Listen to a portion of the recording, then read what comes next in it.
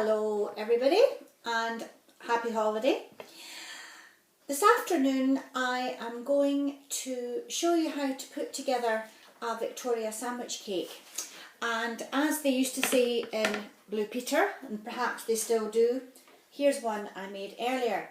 So I've made the two sponge cakes and it's a very easy recipe to do, and it's just equal amounts of sugar and flour and butter, 4 eggs and 2 teaspoons of baking powder, and the equal amounts of all the other ingredients are 225 grams, but that you'll have the recipe, I'll put that up for you. And all you do if you have a food mixer or a processor is put the whole lot into the processor, switch it on, mix it up, and then once you've got your mixture all done, then you divide the mixture between two 8-inch sandwich tins. And what I did was I used the paper cases which stand quite high, and that allows the cake to rise up and not fall over the sides. So that's how I did the sponges.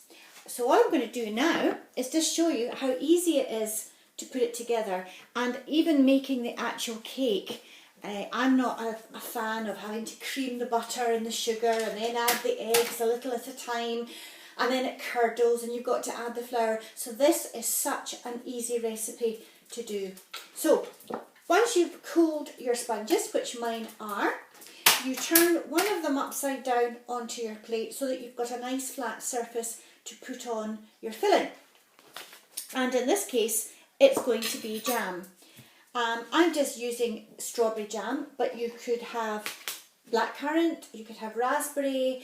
It really is entirely up to you guys, and you could change it to suit yourselves.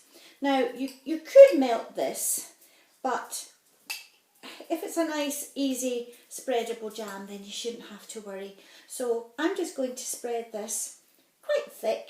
My other half really likes a Victoria sponge cake. So the more jam the better. Plus it's also making the cake nice and moist, because there's nothing worse than a dry sponge cake. So I'm going to keep spreading that right to the end. I think I'll put a little more.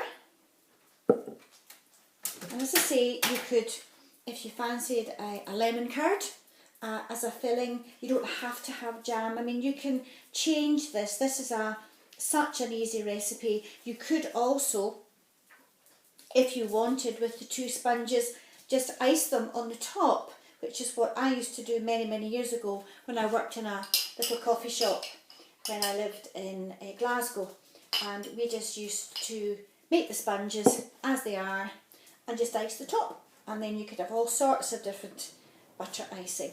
So there we are, that's me spread my filling, perhaps a tiny little bit more, but I don't want to overdo it. Okay, there we go. And then all I'm going to do is put the lid on top.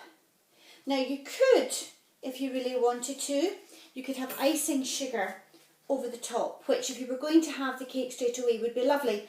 But once you store it in a Tupperware or in the fridge to have the next day or later on, the icing sugar can go kind of wet and soggy, then you'd have to refresh it. So on this occasion I'm going to use caster sugar, and all I'm going to do, I'm using a tea strainer just to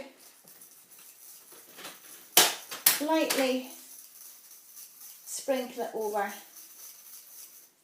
In fact, maybe, yeah, we'll just use the spoon. I didn't want too many lumps, but it's actually not too bad. But if you wanted to make sure the sugar was kind of fine, then you could use a tea strainer or a sieve and just sprinkle it on. And there we go. And you can put as much or as little sugar on as you want. And there we have it. Very simple, a very easy Victoria sponge cake with all the ingredients in the mixing bowl at the one time. Press it on, mix it together, and that's it. And the sponges were actually baked in the oven at about 180 degrees for 20 to 30 minutes. So every oven is different. I've got a fan oven, but to test whether your sponge is ready, you would stick a knife right down the middle, pull the knife out, and if it comes out what we call clean, with no residue of sponge, then you know it's ready. Allow it to cool, and then you can sandwich it together. There we go. Hope you've enjoyed that, guys. Bye for now.